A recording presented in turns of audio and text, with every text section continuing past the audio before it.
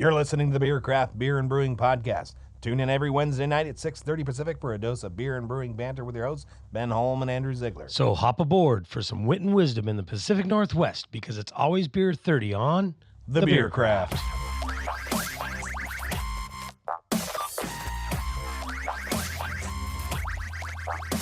Hey folks, welcome back to the Beer Craft podcast, where learning to brew is just as much fun as drinking beer, and occasionally just as messy.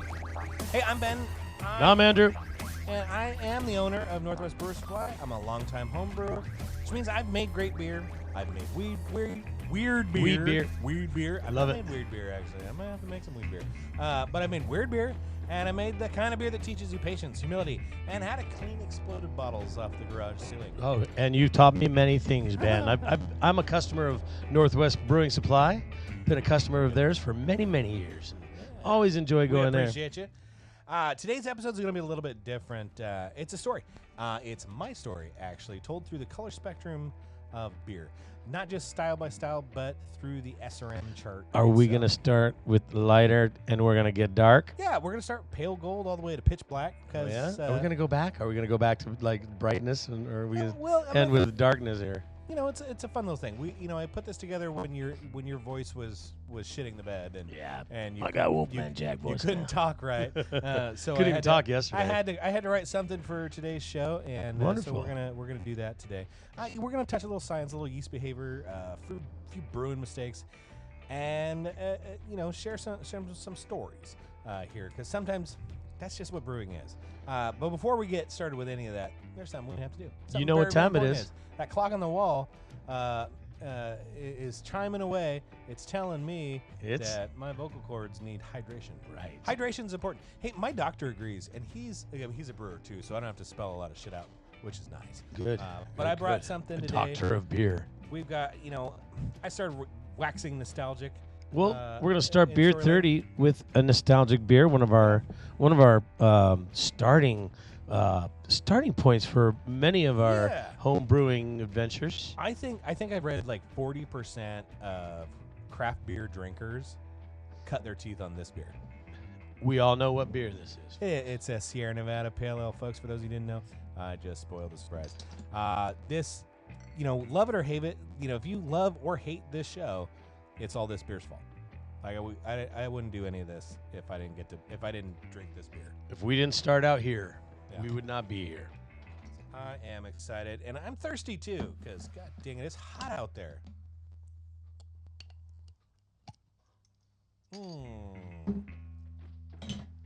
That does all the things I needed it to do. Nice light orange color. Yeah, always pours good. Medium head. Yep. Nice, bubbles.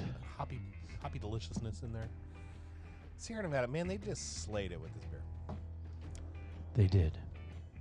Standard. Takes me all the way back to 1999. Well, we're just talking about something. How are you? I'm good. How are you? I'm all right. It's been hot. It's hot. I've been busy at the shop this week, which is good. I anticipate, everybody's gearing up for the 4th of July. I know I've fixed 4 or 5 kegerators this week. Have you? What'd you have to do? Usually it's line changes. Oh, line, yeah. Somebody has a kegerator and maybe they haven't used it for a while, and they didn't really know about how it worked anyway, especially if they're just commercial beer drinkers. And the things can kind of sit in the corner for 2 years, and then we're having a party. We're gonna have a party on the 4th of July, Super Bowl Sunday, New Year's Eve. These are big. These are when you get ones. the most. We do a fair amount of traffic. Yeah. So all the emergency. I had to teach a lot of draft 101. That's the old Saturday. Yeah. Do some line changes or give instructions on line change. Right. Make sure all your connections are sealed. Usually, if it's the 4th of July, it probably might not have been used since last 4th of July. Right. It still has the fucking beer in it. So. Oh God, no. That's a true story. Happened this week. So we got them set up. I did. We always have to remember when we finish our beer in the kegerator, you have to clean that baby. It's clean it. So important. And leave it. Try to leave it vented. Yeah, yeah. Leave the lines open your vented. valves, Yeah. open all your faucets. Let them let the air get in there. You're Yeah. not drawing a vacuum. You can drain out everything out of there and Yeah, evaporate. you'll be fine. Good. I did build help rebuild a kegerator for one of the squad rooms for the NAS Woodby. I don't remember which one, but Julia, if you're out there, fantastic meeting you. I'm glad your kegerator is back up and Right running. on. A bunch of the Navy squadron had this kegerator for Hey. over a year with beer still in it, and they didn't oh, we don't know what to do with this. It just seems weird. A bunch of Navy nerds with a kegerator and not, Well, thanks Fix for it. your service, and Yeah. man, have fun. Yeah. Use that kegerator. lot of kegerators. Lot of beer. today. Good. But yeah, Good. about- We need to have everybody out there have some good beer for the weekend. it's important. Cheers. Because it's gonna be warm. Not gonna be as hot as it was a couple days ago. I think I'm gonna go to the rodeo. Cedar Woolley Rodeo. Oh yeah. And there's a parade, and Yep. Cedar Woolley. I think that's the best one around. It is. Yep. Yeah. And The entire town will be out there. Yep. I do like it. It's apart from the pandemic.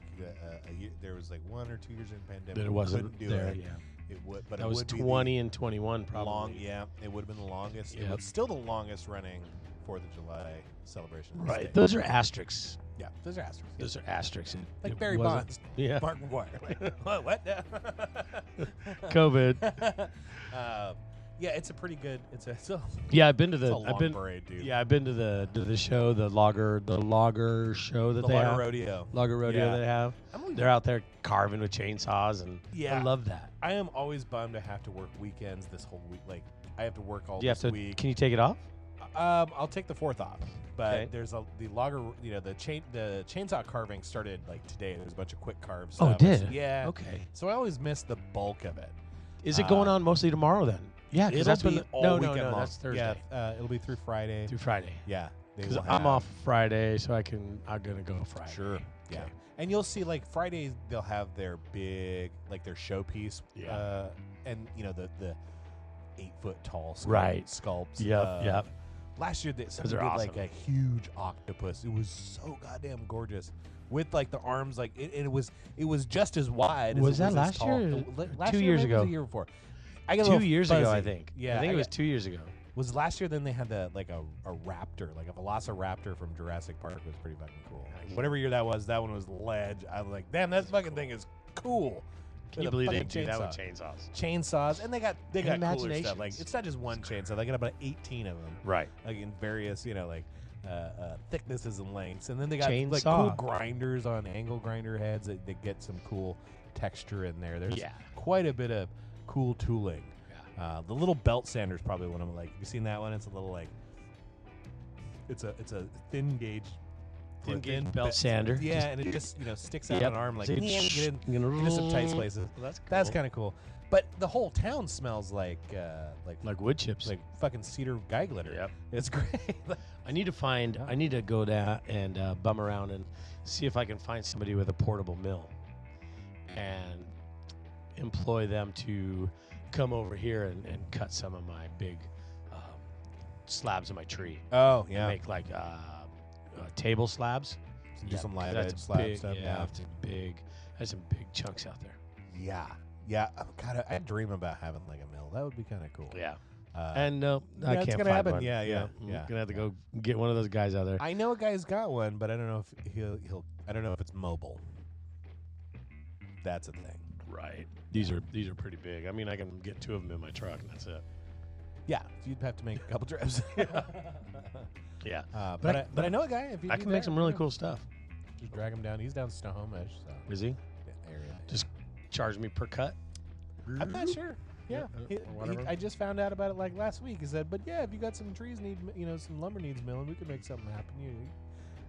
So Okay. it is a thing.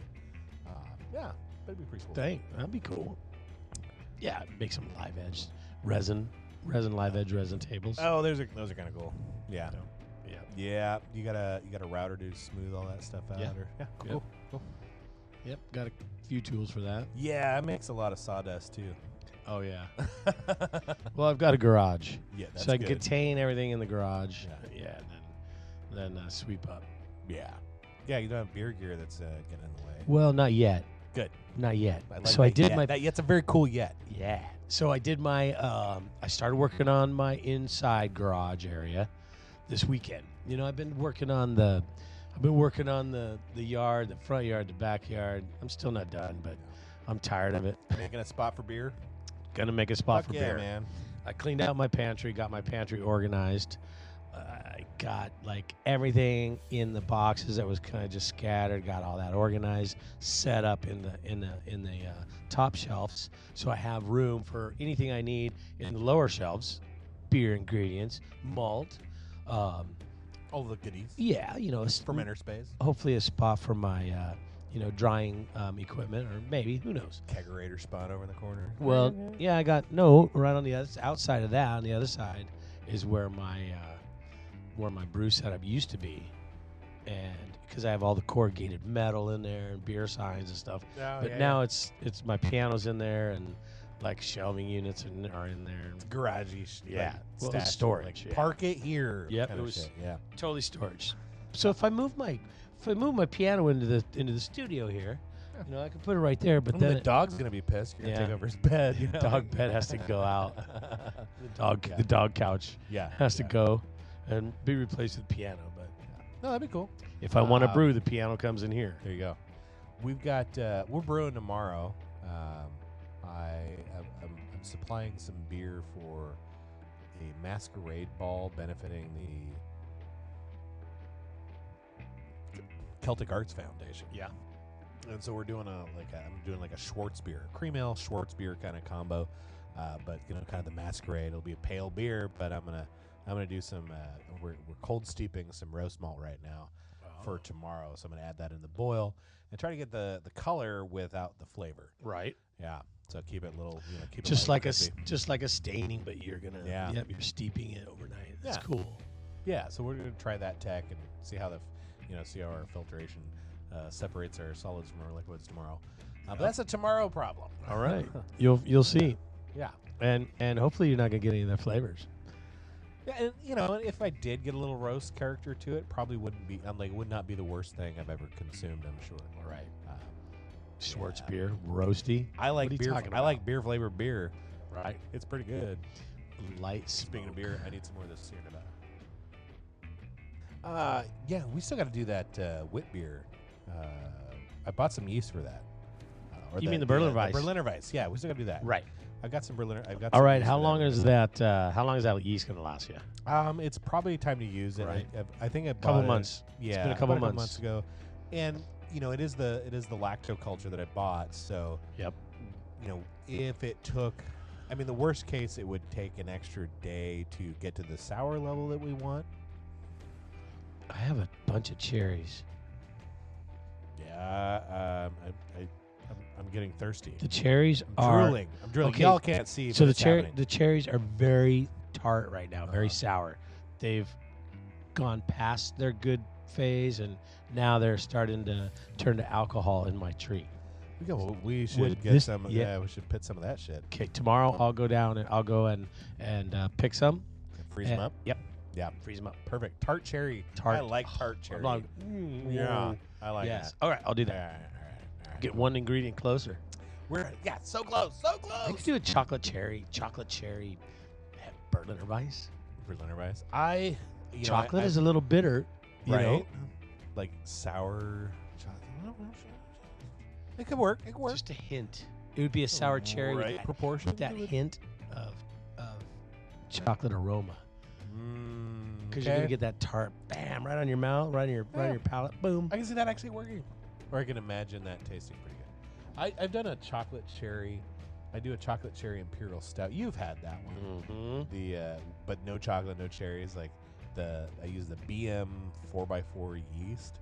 It's a wine yeast, but it produces like cherry flavored esters. Okay. So I do a split batch, half on wine yeast, and then half on, it's a dark beer stout kind of recipe. So all the chocolate flavors come from the chocolate malt and the stout. Yeah, and then you do blend them? I blend them. I've blended them into the keg and served that. It comes out at like 9%. I've got some enzyme. So part of the problem I had with it was it came out still a little bit too sweet. Yeah. Because that wine yeast can't handle maltodextrin at all. But if I put an enzyme in there like glucoamylase or something like that during the ferment, it'll drop clear. And this is the stuff we use for like Brewed IPAs. It drops, breaks up dextrins, and yeast just ferment the rest. And then blend that in. We'll give it a little extra dryness. Dry. Of course, at the sweet side of things, I found that if I just drop a shot of Jameson or Tullamore Dew into the keg pint glass, into the pint glass, and then pour the beer right on top of that, yeah. You're fine. You're fine. And 2 of those, heavy whiskey barreled aged. Yeah, 2 of those is enough for anybody. I remember trying to carve the turkey after 2 pints with a depth charge of Jameson. I tried to carve the turkey with an electric knife, and I still have all my fingers. That's amazing. I rolled a 20 on that ship. You got lucky. You got lucky. Yeah. But don't mix imperial stouts with Jameson and use electric knives. They ought to put a warning I should have put a warning sticker on the kegerator. Speaking of warning sticker on that electric knife. Warning sticker. We need a warning sticker. I am almost out of beer, so we need to. We're gonna take a little break. We're gonna pour another pint, and we're gonna get into it tonight. Get into the story. Let's hear it, Ben. So Come exciting. on. So exciting. All right. All right. Stick around. Jack's We'll out. be right back.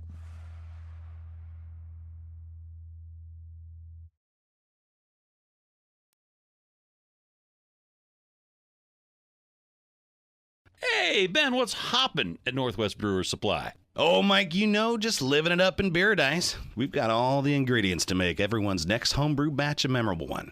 This month, we got a special deal happening. The first 20 people to pop in and buy a starter kit will get a $20 beer kit. Well, hey now, that is one beautiful deal. Hey, you heard the man. Be one of the first 20 people to buy a starter kit and get a beer kit for only $20 today at Northwest Brewers Supply at 940 South Spruce Street in Burlington.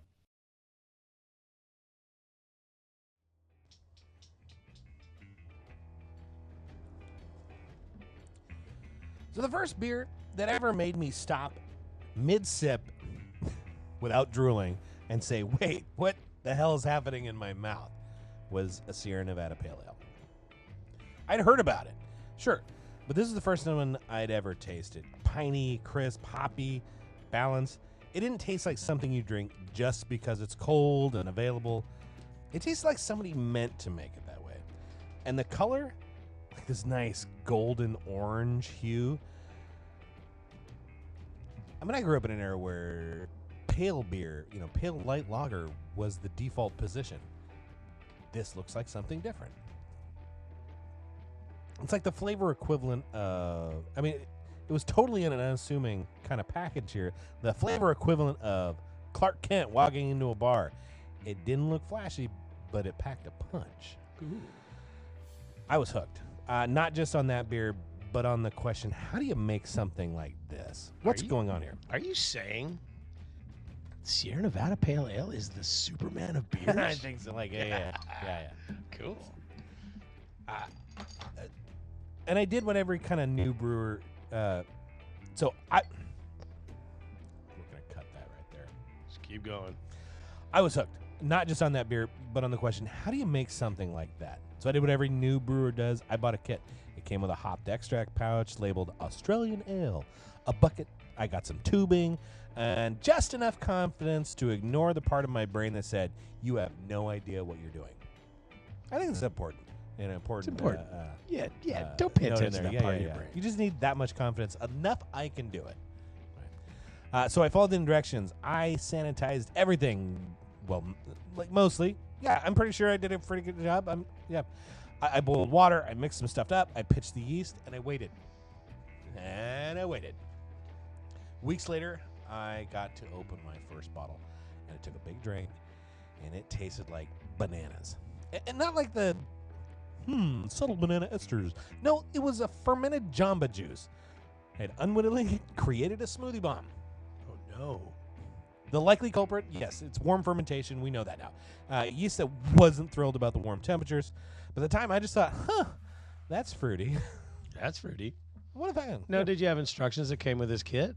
Yeah, and they talked about like fermentation temper range, but I didn't have a way to control that. Right. I just stuck it over there in the corner. Yeah. On the tile by the fireplace where Oh, nobody's shit. going to walk. That was the space. Out of the way. Yeah, Tucked it's in. over there. Yeah. Out of the Apparently way. over there was too warm. Yeah. So here's the thing. I drank that whole batch, every single bottle. My friends did not. Now, did you just close your eyes and pretend it was a hef? No, I didn't really even know that Oh, you much. didn't I haven't know? even gotten Okay. that far yet. It must have been good, though. I think it's more like your ugly baby. Right. Like you just love it. Right. Like it's your creation. if You're I a mad could- scientist. Even and though it you made didn't turn out exactly, I can still drink it, right? I did, and I drank the whole fucking thing. My friends didn't. They didn't. They didn't like it? Some of them asked me, "Is this supposed to taste like that?" I was like, "Yeah." I didn't know course. any better. Of course, this is homebrew. What are you talking about? Yes, it's supposed to. It was deliberate. That's the funniest thing. Yeah. Hey, taste my homebrew. What? Yeah, yeah. Like, that's my first one. Yeah. Yeah, it's a good time. It's a good time. This is what becoming a brewer is all about. So that taught me something important. Yeah, a beer, it can be pale, it can be golden colored, but not necessarily clean flavor. There was something going on there. That the color of the beer, like gold amber, I had a golden kind of hue to it, like my Sierra Nevada pale. It wasn't a light lager, but it was definitely doing something different in my mouth. Yeah, that's banana esters. So, but I wondered what else could this do? What other flavors could I come up with? That Australian Air, it was a hot mess, but it cracked something open. It made me want to know more, and not just about ingredients, but about process. Why did it go sideways? What could I do different next time? How far is too far when it comes to fruitiness in beer? Yeah, that first pour was a crash course in humility, but it was also a win because the second I tasted it, even though it was weird, I knew I made it, and it means I could do it again. Yep. It's your baby. Yeah. Hopefully better, but I could do it again. I did it once, I could do it again. So that's where it all started. Pale gold, orange hue, color of curiosity, the color of, okay, that didn't go great. Let's do that again. After I got that first banana batch out of my system, literally, emotionally, I kept it up because despite the flavor, despite the situation, I was hooked. I wanted to know how beer really worked. I didn't want to just follow a recipe. I wanted to understand it. And around that time, amber ales were everywhere. Mac and Jack's, African Amber, Alaskan Amber, Fat Tire. You remember those fucking beers? Yep. I drank a ton of that stuff. These were kind of my go-tos for a while. Malty, dependable, not too bitter, and just complex enough to feel like you were drinking something with a little depth. Amber ales are kind of like the gateway drug for people who wanted more than just yellow fizzy lager and weren't quite ready to dive headfirst into a double IPA. I did, in fact, dive headfirst into a double IPA. I think the first one was actually an Arrogant Bastard from Stone Brewing. The name worked on me in very subtle ways. But that beer was an amber. That beer was an amber as well. It was an It was amber. kind of a reddishy amber on that. according Yeah. to The Arrogant according Bastard. to the color spectrum, amber. Knowing what I know now. Yeah.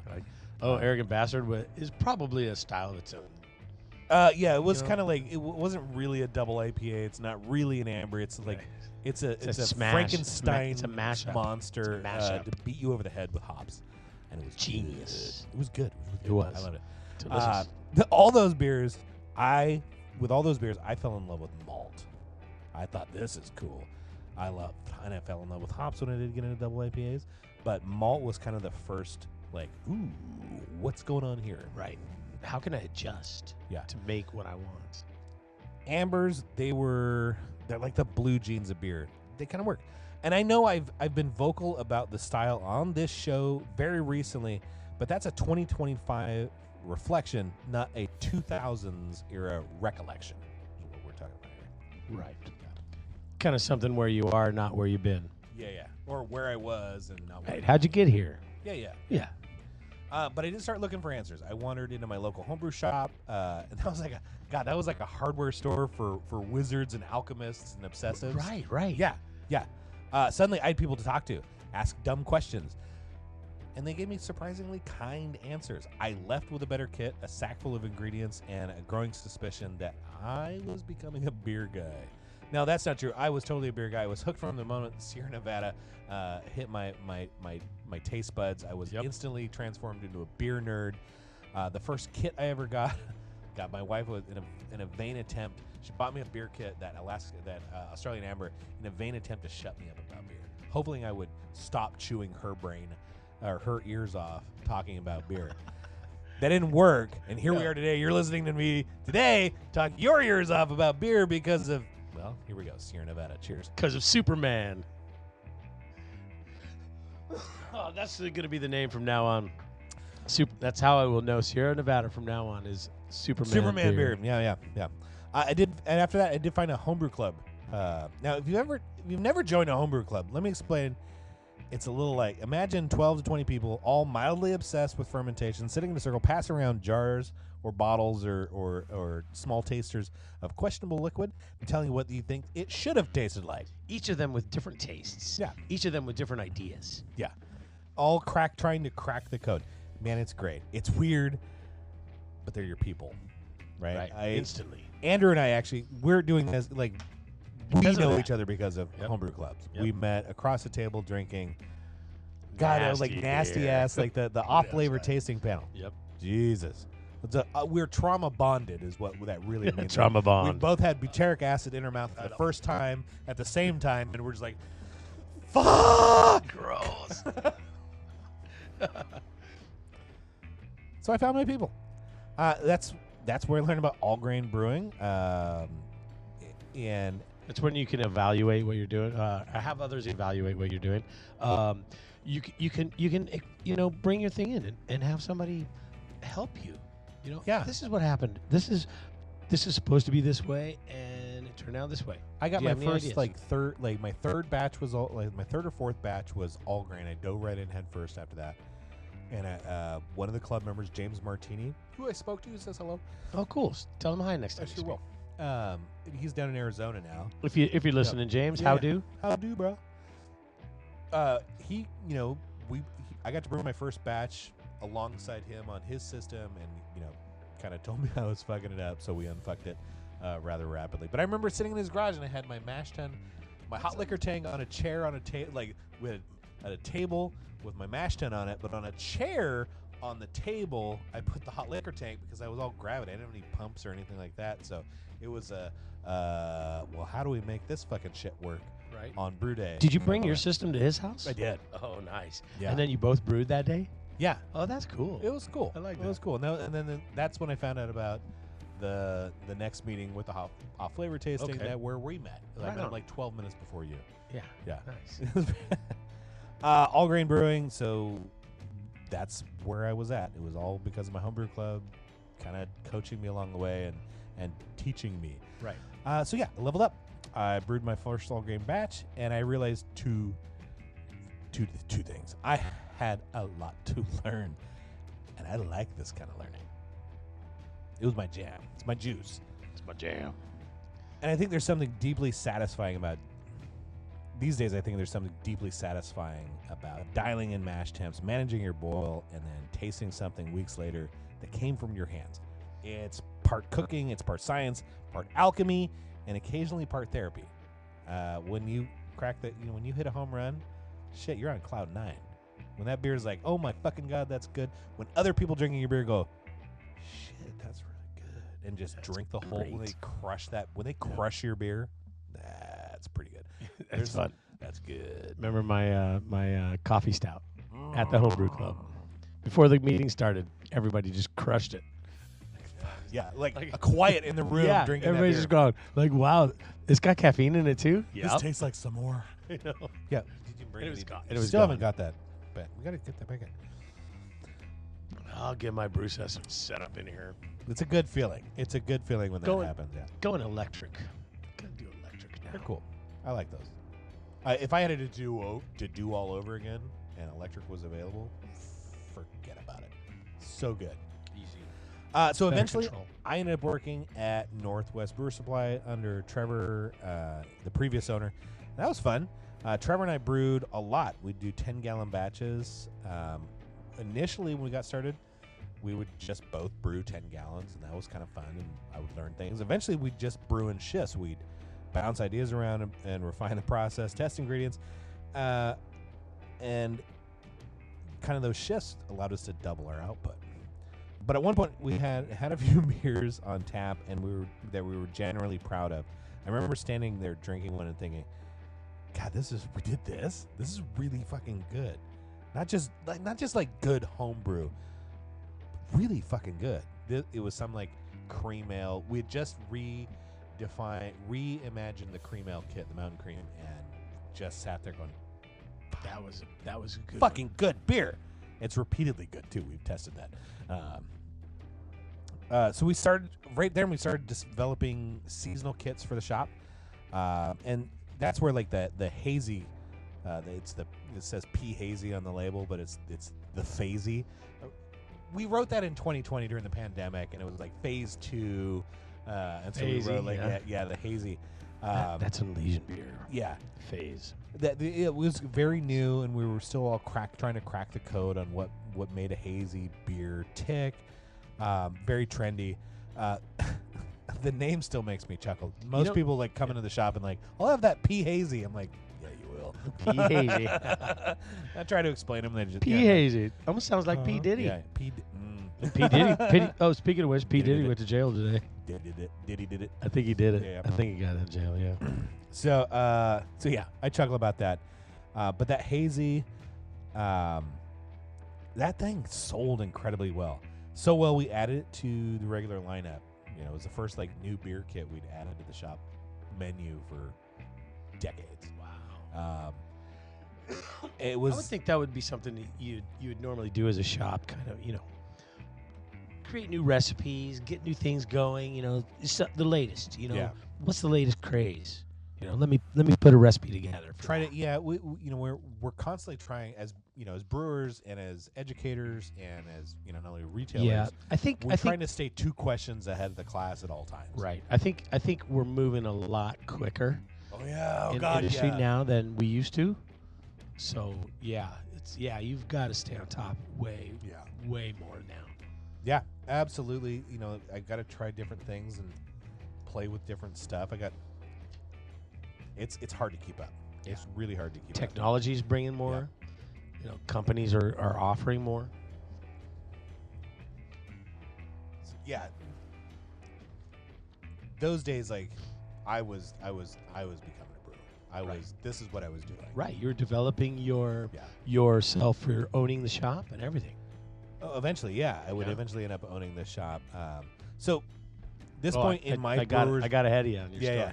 So this comes a point in every brewer's journey where you stop asking, can I make this? And start asking, what do I want this beer to be? And start making deliberate choices. And that's where the red comes in. Not the red, quick Irish red ale or barely there amber. I'm talking about a real red, deep copper kind of garnet glow in the glass. A little haze, with no haze from dry hops, just enough bitterness to say, yeah, I meant that. I fell in love with a red IPA in particular. It was the Widmer Brothers Burr. It was their winter seasonal, and every winter I would buy at least a dozen cases of that before it was gone. Sadly, they changed the recipe at some point, and I can no longer get that beer. And I've been trying ever since to recreate it. I probably try at least every other year, try to like crack the code again.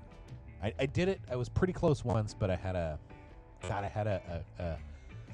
recipe. I had a computer failure. Technology, man. I left all of my instructions. You had it close. Yeah, I had it all on digital format in Beersmith file on an old laptop, and it shit the bed. We talked about this before. Yeah, I still write it down. I'm still write it down. Hurting inside my soul. Is there any way we can contact a Widmer brewer of old and maybe try to get a couple of the clues? Some information. Yeah. What was it like? What was in the Burr before they switched to the Alchemy hop blend? like the OG. The OG. It was probably just Cascade. No, I had, I know Simcoe was in there. I had some pretty interesting intel before before my laptop crapped out. Yeah, it was Simcoe. Simcoe was one of the in the Burr. Yeah. So this is when I was definitely falling in love with the red IPA. Something about that color, and it wasn't just an amber. It got that ruby garnet in a glass. Looked really good. It looked and it sparkles. Serious. And if it's done right, it sparkles. Yeah, it looked serious. It looked intentional, and goddamn, that beer tasted so good. And I started to really my brain was changing about what beer design really kind of looked and felt like. So I started getting it. So I started playing with it, what it looks like versus what it tastes like. There's a dissonance. Sometimes there's a dissonance between those two things. So it can be fascinating. I remember brewing a white stout. It's a pale beer that's golden color, but built on like cold brew, coffee, lactose. Like it drank like a stout.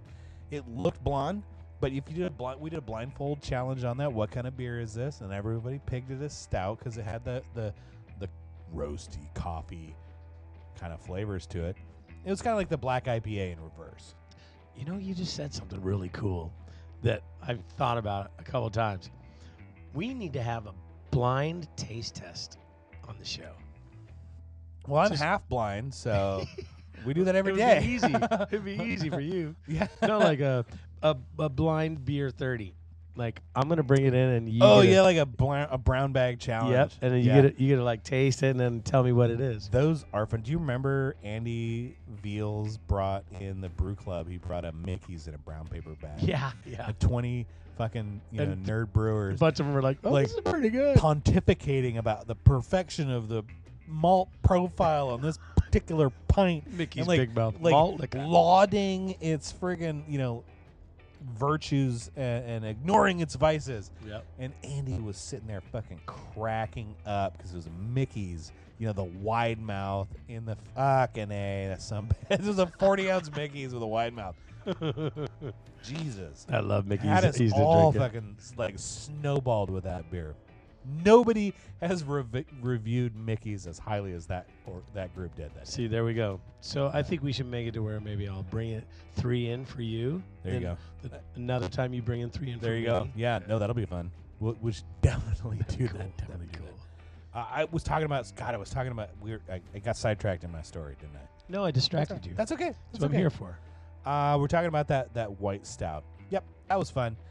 And those kind of moments where you're subverting expectations or you're exceeding expectations or you're meeting expectations in the beer that you're producing. That's where I live these days. I want those kind of reactions, whether it's a true to style. Style is fun. You want to experience what you're expecting? I want my tasters to meet or exceed those expectations. Right, because if you're expecting one thing and don't get it, it throws you off. If it's deliberate, though, it's fun. Like the white stout, the black IPA was kind of one of those subversions of expectation. It drinks far lighter than it looks. The white stout was that in reverse. I kind of like that when it's deliberate. And so those became kind of the things I chase. Because, that color can mess with your brains. We can expect certain flavors based on what we see. Dark beer is a classic example. Sometimes you have to think it's heavy or it's alcoholic or maybe too strong. Pale beer has to be light or crisp and easy, but that is so far from the truth. That's bad marketing that lumps all those kind of characteristics in. Or maybe it's good marketing. Well, it's effective marketing. We'll say that. Marketing. We'll say it's effective marketing. Right. Yeah. White stout or the red rye IPAs that I'm still chasing. Dark stouts. Yeah. Well, Imperials. dark stout even. See, dark stout. So many stouts became like the season to drink a stout was the winter, the fall and the winter because they're heavier and they're hearty. Yeah, they're stick hardy to your winter ribs beers. kind of beer. Yeah. Bullshit. They're not refreshing. I made a It's dry. not hot. You don't need to be refreshed. I made it like a 5.5% dry Irish stout that I drank pint after pint in August last year, Yeah. year and a half ago, Dry Irish stout? Like two Guinness? summers ago or something. Oh, it 4.5? dude, that beer reorganized my thinking on what a stout could be. Like, If it's thin, it bodied, was super easy to. It was too easy to drink. perfect. You know, it was a keg that only lasted 5 minutes, kind of beer. Yep. Uh, You step mash it? Or you mashed in low? Single infusion mash. Low, little low, chocolate though. melt, pound of roasted barley. Right. You want your mouthfeel to be low, so you want to mash low. Yeah, it was 48, dry finish. Yeah, 148, 149, 152. 150, somewhere in there. It was dry finishing. About a pound of roasted, quarter pound of Delicious. British chocolate malt. The roasted I pulverized like in a coffee grinder. Yeah. Yeah, That gets the surface area of all those grains to a lot of color. But I'm a big fan of the Simpsons British chocolate malt, so I had to throw some of that in you there said too. that before. You like Yeah, that. it's a really good malt. Gorgeous looking stuff. chocolate malt. British chocolate. Oh, malt. British Hello. chocolate. Yeah, it was good. Man, I'm all over the board on my story here, but that's okay. That's beer. We're all over the place. You were talking about like what you were chasing before. What are you chasing now? These days, I chase. I'm not so concerned about color. I look for not even I don't look for novelty, but I look for really good execution. Like I got a little nerdy on wheat beers for a hot minute. We were doing the Hawaiian beer thing, so those are always generally they're always predominantly really simple grain bills, half wheat, half Pilsner malt or something, and so I look for, can I do it really well? Can I hit all my numbers repeatedly? Can it end up texturally where I want it to be? And so I'm just looking for real quality in the glass. No Right. oxidation effects, like ironing out all the wrinkles that homebrew has taught me, Consistency. Mm-hmm. Yeah, and then I don't mess with too much and try to do it again, but I try to make every beer as technically proficient as I can. Right. Yeah. Execution is on track. Well, that's what takes to, provide consistent beer. Yeah. Your recipes are there to follow. Follow them, you'll be consistent. And if it comes out the way I picture it, from like colors, aromas, flavors, finishes, that is super satisfying. Like the thing I imagined about this beer from reading the available ingredients that I'm starting to put together, like imagine what it tastes like, and when I hit that, that's fucking cool. Because it's not just because I nailed it. I mean, it wasn't because I was nailing a commercial clone or following somebody else's guidelines or recipe, but I made a thing. I took it out of my head and I made a thing that exists now. That's what I'm going for. Nice. Yeah. That's a good way. Yeah. This is the way. And that's what I mean, like brewing with intention. It's not just getting the process right. It's about seeing a vision for that first pint or the final pint, and making the right choices to get you there. So this was also kind of the stage where I really started caring about ingredients. Not just what they do on paper, but how they kind of interact with each other. Crystal Malt 40 tastes different in a pale versus a porter. There's just other flavors being batted around. Right, you have more added malts. How roast character sneaks in surprisingly at low percentages.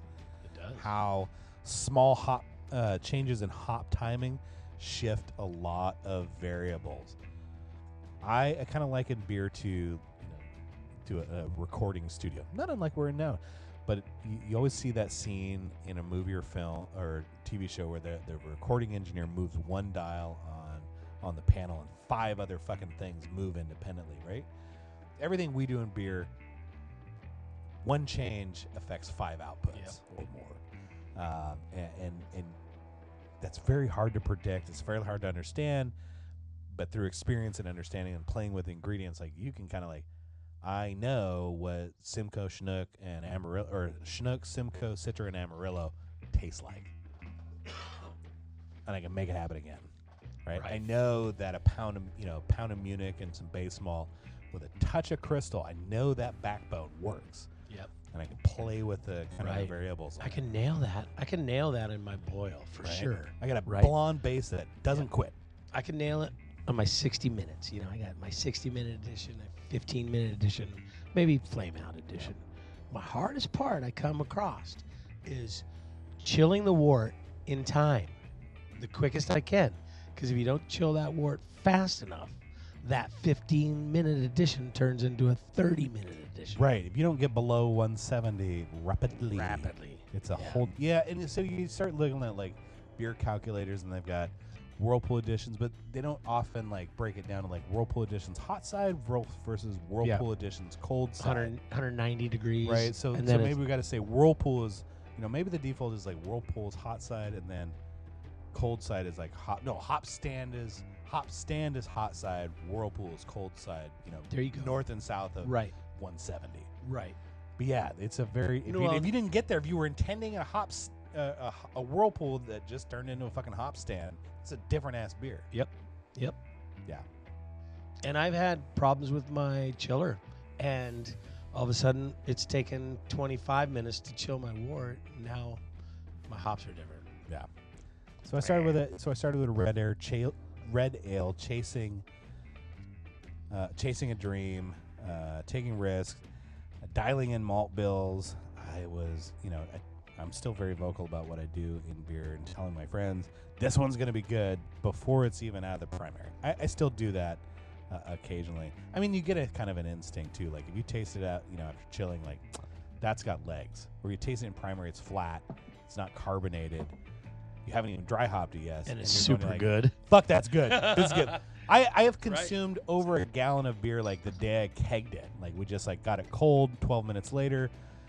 That was the next day, but and just started drinking it undercarbonated. I don't think it was so good. Have I told my peanut butter story? I don't think I've told that where I tasted it all the way through. You tasted the whole batch before it was finished? No, just tasted it as it's going through its steps. I'm tasting a little bit. Try it. Yeah. And it tasted just horrible the whole way through. And I was like, this is not working. But I have too much effort and cost into sunk this. Cost into it. Yeah. I'm kegging this son of a bitch and putting carbonation to it. And that was the factor. It needed carbonation, and it just delivered that. Carbon dioxide adds there is a flavor profile to carbonation. Carbonic acid. Yes. It's got its own distinct bitterness, and you can kind of I got to a point where I kind of imagine what that is in a flat warm beer coming out of secondary. Like, all right, if I put that edge in my brain, I can kind of picture where it's at. So it's gonna be fucking good. Yep. Yeah. But it is a whole new flavor. You bring that point up, like you have this sunk cost, and you're trying not to, you don't want to fuck it up. But just go through to the finish line. Go through. Just do it. That is such no a matter fucking what. good lesson.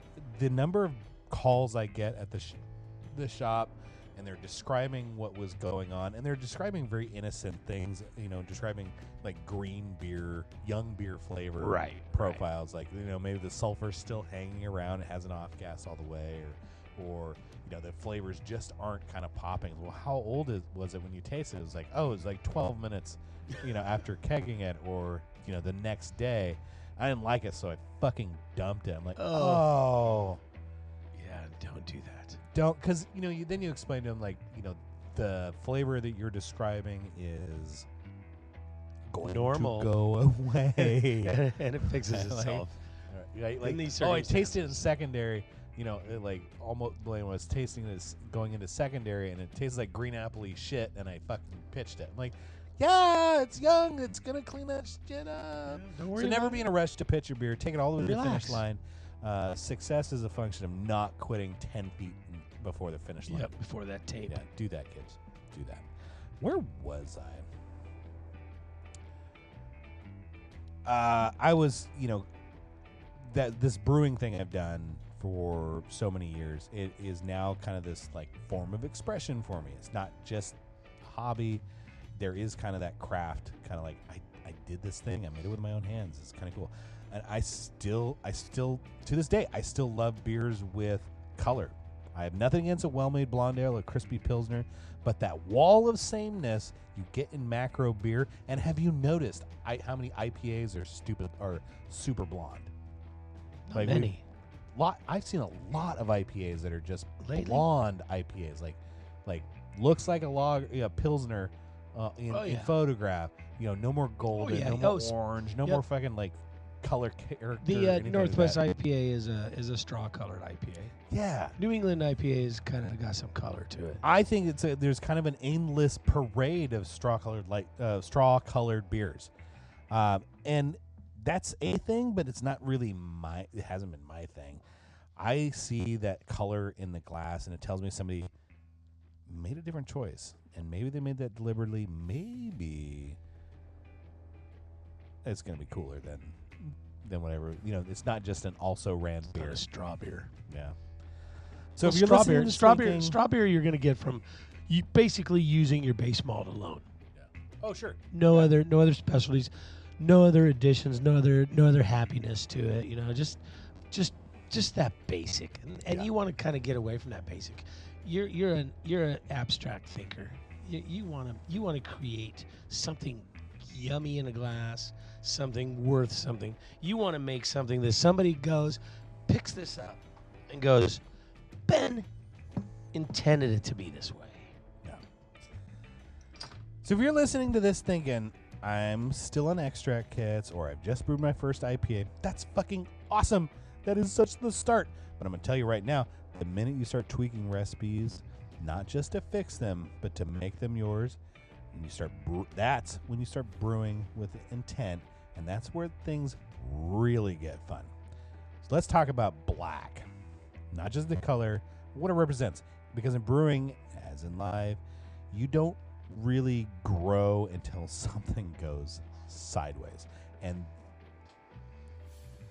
here we go. For me, that moment came in a live brewing competition called the Stainless Kettle Competition. It was basically like an Iron Chef for beer. You show up, you unpack your shit, got a secret ingredient, usually hops, and you got to make something on the spot in public in front of other brewers and whoever decided to drink beer that afternoon and watch people sweat over propane burners for fun. It's kind of the scene. It was held at North Sound Brewing. It was fun. Yeah, it was a lot of fun. And I decided to brew a black IPA for that challenge. I have loved the style since brewing a beer called the Octopus Inc. years ago. It's probably my third or fourth beer I ever made. It's a dark, not roasty, hoppy, but very hoppy and smooth. And I really loved it. It kind of reprogrammed my head about what beer could be. And so I want to make another one for the competition. So this brew off felt like the perfect time to show off a little confidence, a well-balanced black IPA. And I had a plan. I had a recipe. I had an audience. And then I left the burner on the mash tun. No. Yeah. So those of you newer to all grain brewing, that is not ideal. See, mash enzymes are like delicate little workers that only operate in certain temperature ranges. Heat them too much, and in this case, like I did, you can scorch the bottom of your mash tun. You're going to kill all those enzymes, and they're not biologic, but you break them. They no longer work. It's like You enzyme killed them, Ben. genocide. You killed enzymes. I committed enzyme genocide.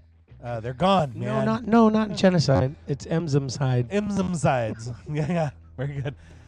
So I had porridge with a burnt toast flavor, and this beer was fucked. It's so bad. Now it's a stout. It's kind of exactly what happened. So I scorched grain bed. My conversion was garbage. Mash temp was fucking all over the place, and I was 2 hours. Now I'm 2 hours behind everybody. And that's a special kind of stress, coming in brewing in front of people, not knowing you've already fucked it up, like cooking for Gordon Ramsay and realize you didn't even turn the oven on. It's a bad fucking day. But I didn't pack it up and go home. I went back to the grain room, started over, finished the brew day on what I hoped would become the winningest black IPA in the history of winningest IPAs. The time fermentation wrapped up, and I poured that first pint. It's funny that you mentioned a stout, because what I poured looked like what I wanted. looked like what I intended, but it wasn't. It was too much roast, too much char, not enough to balance that. The hops were there, a lot of hops, but they were fighting an uphill battle against a pretty intense like coffee profile. It wasn't a bad beer, it just way off from a black IPA. So I pivoted. I turned a corner. I rebranded it right there on the spot as an American Stout. You know, like everything is better with hops, so that's American way. American Stout. It came. I leaned into the roast. I made it a feature and not a bug, and I poured it with a straight face like it was the plan all along, which is important. And somehow, what happened? somehow by by magic, I still don't fully understand. It won the People's Choice Award. Everybody there that thought that was the great beer. This is the first thing I'd ever won in beer, and it was fucking awesome. Kind of not even what I meant to brew, but what I rescued from the brew day wreckage. Like I had to learn. I learned a lot of valuable lessons with that beer. Yep. And I try to tell people the difference between masters and amateurs is not the frequency of fuck ups, but the ability to masquerade Turn it into a win. The ways to hide the fuck ups, right? And for me, that was like a little marketing, like a little rebranding it. You mastered that win that day. Yeah. It was fucking awesome. With all that, so what happened was, the Iron Brew, you fucked up your Iron Brew. You went back and tried to do it the same again, and you didn't quite get it right. So you just rebranded it as what it was. Yeah, what it was all the time. And it was great, and people love it. Hey, when you call your beer really what it is, people love it. If it you're tasting it and it identifies what you called it, that is all that is necessary. It's all that's necessary, and that is called a winner, Ben. Oh yeah, I mean I have entered beers into competitions under 3 different style names. Yeah. Because profile fits. Did you win all 3? No, I didn't. But 1 or 2 of them, yeah I did. That'd be funny, huh? Yeah. Just win all 3 categories. Yeah. There was one I was really proud of. It was like NHC. We had like an imperial, it was a strong porter that I was entering, and I put it in stout, and I put it in porter, and I put it like barrel aged, and I put it in another thing. And unfortunately, it never got judged because the pandemic happened and NHC was canceled. But I was pretty sure. And a lot of my club members who had the exact same beer were also, because it was like a blended barrel program. Yeah. We would have dominated the category. So it was one of these if anybody won, we all fucking won moments. And then the fucking pandemic happened, and we didn't get to do anything. That was a good fucking beer, though. They would have picked a winner, I mean, they would have had to. Competitions are subjective. They truly are. There's a lot goes into a competition. There is. I can't begrudge the judges. They have a really big job to do. It's hard when it's difficult when you're tasting 10 beers and they're all stupidly good. Shit the fucking it's easy when somebody shit the bed. You're like, well, that ain't it. Right. And the more times you can eliminate those, the easier your job gets. But when you get down to the final table and you're like, son of a... This beer nailed it. This beer nailed it. This beer nailed it. These guys are good brewers. How am I supposed to give one of these guys the best? Yeah. And you get really noodly about the pour, no lost in head. The quality was shit. Maybe the bottle didn't have quite enough in it. Right. You're just developing it down to the lowest denominator. What can I find wrong with It's a tough spot. But those beers, they teach us lessons. That one, the fucked up brew day, that taught me never walk away from your mash tun with the burner on. Never walk away. It's a good lesson. Always try to hit your target and adjust and pivot in the end if it didn't turn out. But I learned how powerful roast malts are. They're very powerful. A little bit goes a long way. And if you scorch them, fuck off. That's the end of the story. You can do some cool things now. There's a process that you can do some cold steeping with your roasted grains. It can be a great way to get the color and the aroma without kind of those harsh acrid, coffee, burnt, and ashtray kind of qualities. Half to 1 pound of crushed roast malt in 1 to 2 quarts of water overnight in your fridge. Strain that off, and then add them as you think you need them. I typically will add them in the boil, right after mash or sparging. I'll add that chord in there, and it kind of stains the beer without adding a ton of flavor, which is kind of cool. We're doing that actually tomorrow, which is kind of cool. Nice. The third lesson, just because a beer doesn't come out as planned doesn't mean it isn't good. It just might be different. Sometimes the best thing you do as a brewer is look what you made, take a sip, and say, okay, what is this? Like, really evaluate what your output was. Because if you started with a pale ale and it's too bitter, well, you get to call it an IPA. Or vice versa. If your IPA just didn't hit the mark, fucking call it a pale. Or a pale that's even weaker, call it a blonde.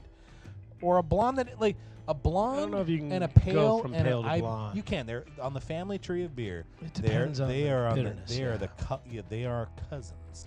And they're increasing bitterness and color and ABV in kind of a linear stroke. Don't mess with my blondes now. Blondes are fun. Don't mess with my blondes. So that batch, going back there, like the story time, I really had to think on my feet as a brewer. I'd made just about every mistake you can make very, very publicly. And it forced me to kind of understand how the ingredients were working, how I was working under pressure, literally, and admit that I'm not always in control of this thing. Sometimes my job is just to fucking finish the batch, adjust my expectations, and serve the beer with a new name. That's what I did. Sometimes it's just like, fucking finish the batch. Just keep going. You don't know how this stuff is going to go. So black is the color for these moments. It's the beer that didn't go to plan. The batch you almost dumped, but didn't. The stout you didn't mean to brew, but won a prize for anyways. Black is the part of the brewer spectrum where you get a little resilient, where you learn to trust your process, trust your abilities, and adapt when it all fucking shits the bed. Every brewer probably has one of these stories, and if they don't, they probably haven't brewed enough. That's right. You haven't brewed enough if you haven't fucked it up. Yeah, that's how we learn shit. We don't call those. I don't call those fuck ups. I call them tuition. I learned very fucking right. I paid for that goddamn education right there. Wisdom. Yeah. So, the end of the day, the crowd doesn't know what you're aiming for. They only know what's in the glass. The output. If the beer you brew tastes like some more, high five, my friend, you win. So we've gone through bright and gold from my first banana bombs through ambers to reds to the charred, scorched but salvageable stouts. Each color in that range, it's kind of has its own lessons for me. Some were subtle, some not so much. But there's one more chapter, and it's not tied to a single color. It's kind of all of them. This part of the journey, where I am now, is about seeing beer as this full spectrum, not just a style or a number on an SRM chart, but a creative range, a toolbox, a language, and more importantly, something I get to share on a daily basis, which is freaking cool. I ended up buying Northwest Brewers Supply after years of working over the counter, brewing in the back, building recipes with Trevor, and I never set out to own a brew shop. Like a lot of home brewers, I probably daydreamed too much about opening a tap room or brewery and designing the next great IPA that would put my name on the map. I did look around and realize that there was a lot of people who want to be brewers, not a lot of brewer jobs. What I realized that what I wanted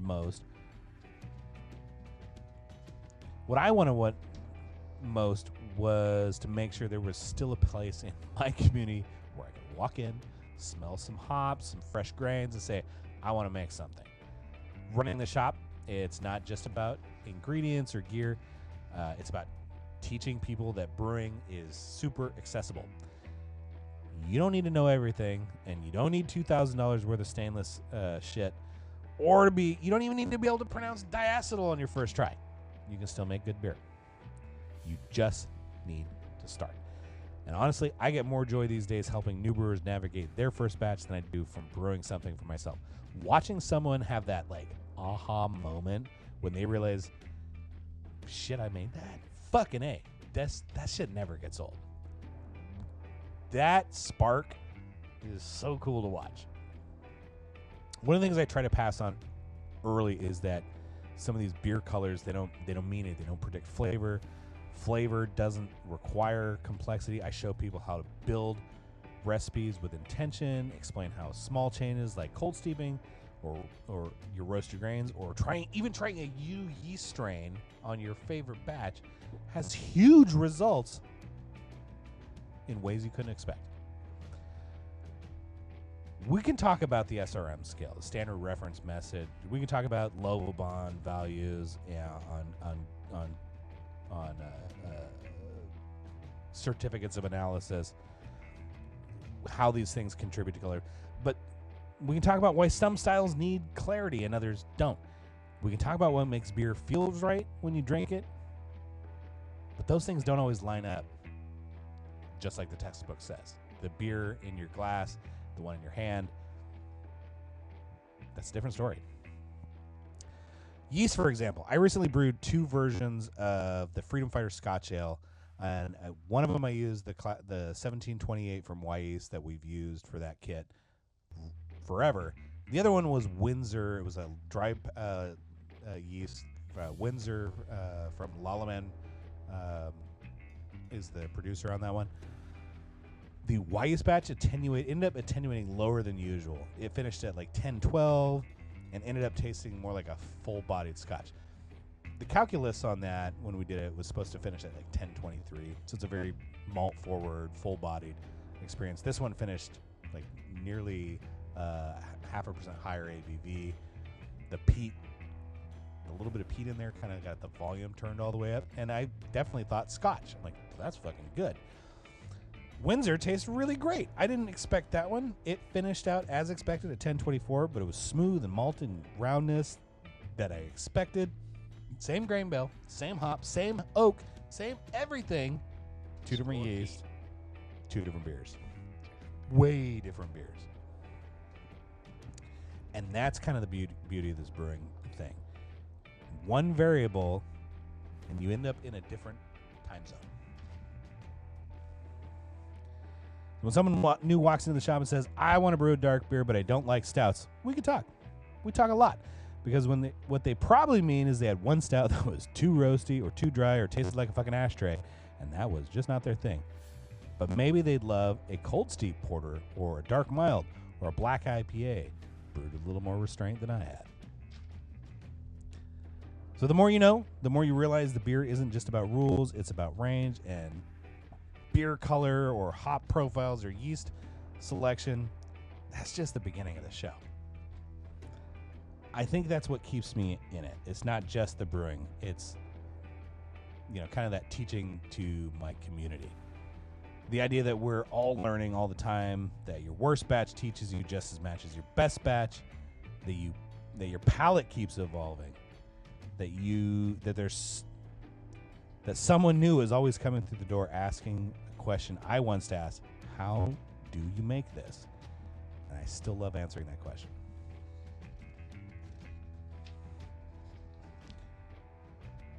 If there's one thing I've learned across this whole spectrum is that learning to brew should be as much fun as drinking beer. You should laugh at your mistakes. You should pour one out and say, well, that didn't work. Let's do it again. The next beer will be better. It almost always is. Even when it's not, you'll have a story to tell. Probably a nickname for the beer that failed. So when you're on this journey, whether you're a pale gold and full of questions, or deep red and refining your style, hanging out in the back or hanging out in the black with a fire extinguisher, you're in the right place. You're brewing, and that's the whole point. That's it for this episode of the Beer Craft. Thanks for taking the time to walk through my beer journey from pale banana bombs to award-winning accidental stouts. If there's a takeaway here, it's this: every batch you brew, no matter the outcome, adds another layer to your understanding. Every pour, good or bad, is a step forward. And if you're new, and you're thinking about getting started, don't worry about doing it perfectly.